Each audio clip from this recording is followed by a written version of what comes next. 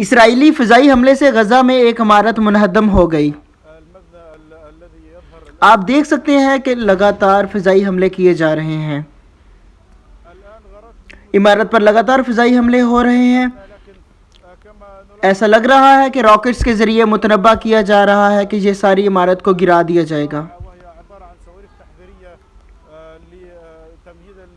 تھوڑی دیر میں اس عمارت کو گرا دیا جائے گا،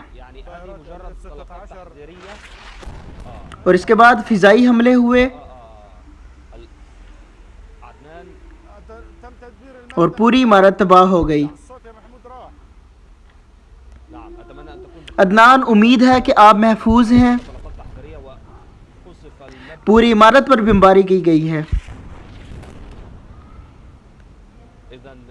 یہ غزہ میں الشروق ٹاور پر اسرائیلی فضائی حملہ تھا۔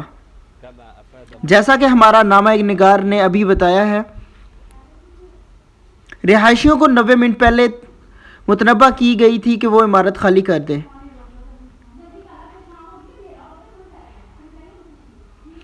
یہ اس دہائی کی سب سے پرتشدد کارروائیاں ہیں جن میں کم از کم 119 غزہ کے رہائشی اور 7 اسرائیلی ہلاک ہو چکے ہیں۔